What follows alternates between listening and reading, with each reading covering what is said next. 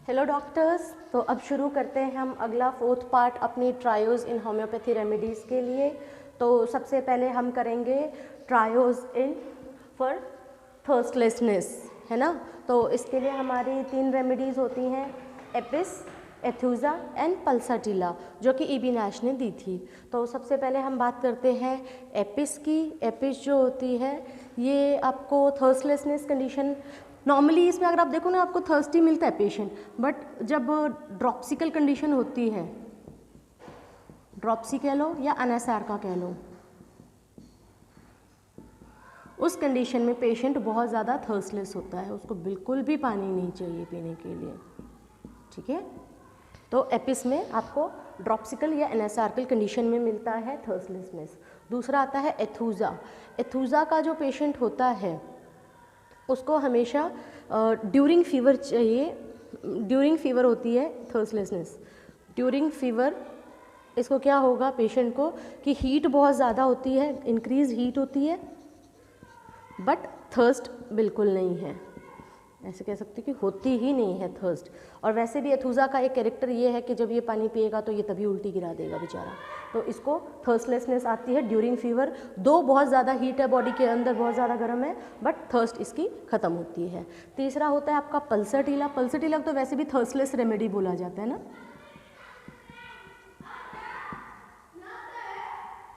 ठीक है। तो पल्साटिला में क्या होता है कि जब फीवर होती है तो ओवरऑल थर्स्टी होती है, इसको भी फीवर के टाइम पे ही होता है, बहुत ज़्यादा चिलीनेस बहुत ज़्यादा होती है, ठीक है, चिलीनेस बहुत ज़्यादा है। एथुजा में आपका हीट बहुत ज़्यादा होता है फिर भी थर्स्ट नहीं है, यहाँ चिलीनेस बहुत है फिर भी थर्स्ट नहीं है, ओवरऑल भी ये थर्स्टलेस रेमेडी होती है। और यहाँ पे एपिस में सिर्फ इसको ड्रॉप्सिकल कंडीशन में थर्स्टलेसनेस आती है, ठीक है। तो नेक्स्ट हम देखेंगे ट्रायो ऑफ मास्टरबेशन एंड वेनरी। वेनरी का मतलब क्या होता है, वेनरल डिजीज से है, इसका मतलब एक्सेसिव वेनरी होती है, ठीक है, वेनरल डिजीज की बात हो रही है। तो 3 है बेस्ट सिलेक्टेड रेमेडी जो ट्रायोज दिया था हमारे ईबी नैश डॉक्टर ने। सबसे पहले आप देखो नक्स वोमिका।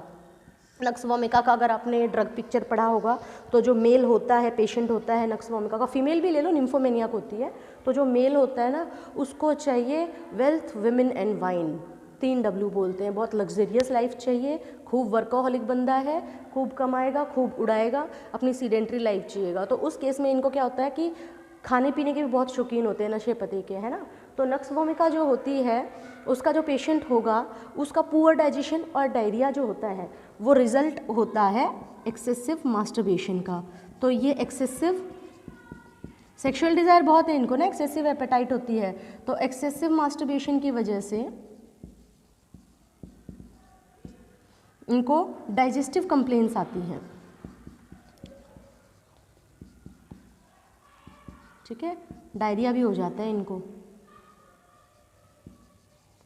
तो मास्टरबेशन की वजह से इनको डाइजेस्टिव कंप्लेंट्स और डायरिया जो होता है ना वो कॉज होता है नक्स वोमिका में, क्योंकि ठीक है। फिर नेक्स्ट जो आ जाता है आपका, फिर आता है स्टेफिस गेरा। स्टेफिस गेरिया में क्या होता है कि इसमें जो इल इफेक्ट्स होते हैं मास्टरबेशन के,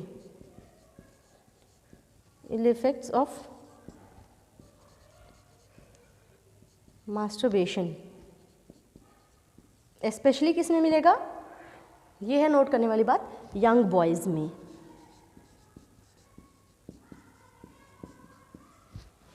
ठीक है।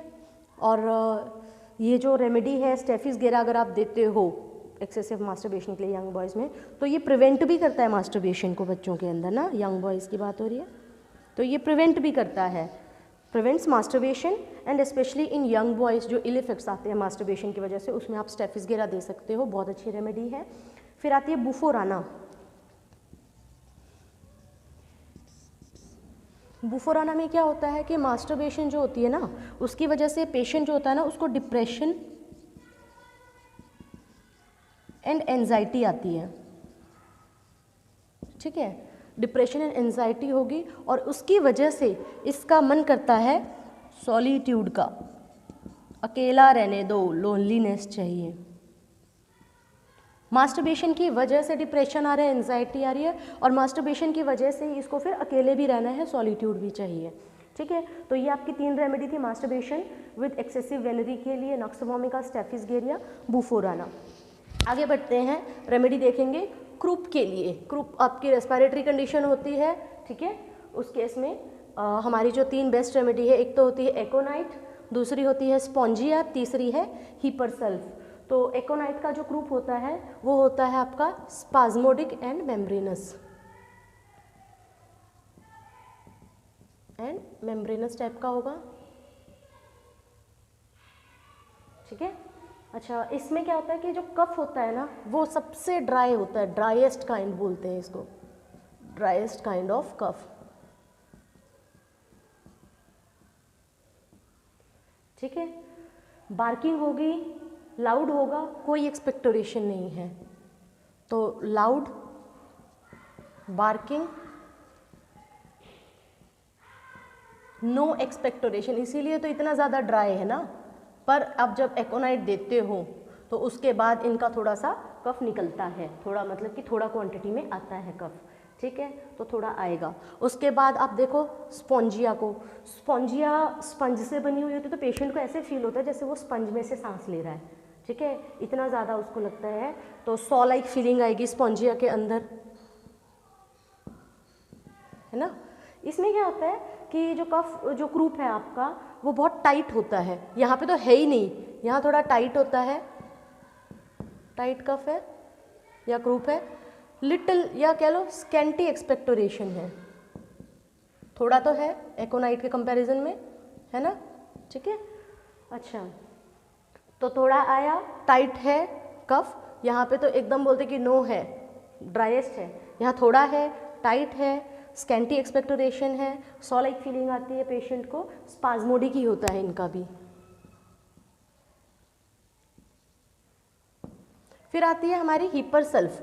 अब देखो इसमें क्या था, यहाँ एकदम ड्राई है, यहाँ टाइट है और थोड़ा है ना।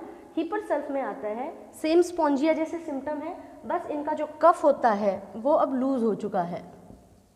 ये तो पावर होती है ट्रायोड का, और क्या पर्पस था एबी नैश का क्लिनिकल देने का। उसने पहले देखा होगा पेशेंट को बिल्कुल भी नहीं आ रहा है एक्सपेक्टोरेशन, एकदम ड्राई है, एकोनाइट दे दिया, थोड़ा आया तो उसको लगा कि चलो थोड़ा आया है, स्पॉन्जिया दे लेते हैं, ठीक है। स्पॉन्जिया देने के बाद वो कफ जब लूज हो गया तो उसको लगता है अब इसको निकालना चाहिए, तो हमारी हीपरसल्फ।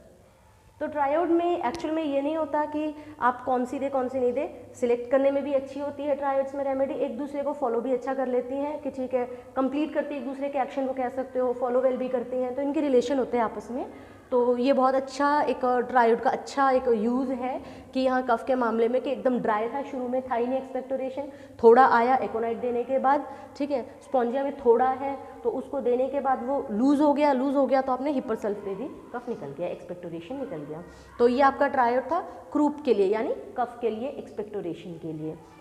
उसके बाद हम अगली रेमेडीज़ पे जाएंगे, ट्रायोज देखेंगे। रेस्टलेसनेस का, बेचैनी का कौन सा है, एक एकोनाइट का पेशेंट बहुत रेस्टलेस रहता है ना, उसको इतनी रेस्टलेसनेस है कि बस एक जगह टिकना नहीं है उसको, है ना। दूसरा हमारा आर्सेनिक एल्बम का पेशेंट भी बहुत रेस्टलेस होता है, और एक रस्टोक्स का पेशेंट बहुत रेस्टलेस होता है। तो ट्रायोज ऑफ रेस्टलेसनेस में ये 3 रेमेडी है। इनमें अंतर क्या है एकोनाइट, आर्सेनिक की और रस्टोक्स की रेस्टलेसनेस में, कि एकोनाइट की जो रेस्टलेसनेस होती है वो आपकी मेंटल और फिजिकल दोनों होती है, आप ना मेंटली शांत हो और ना फिजिकली,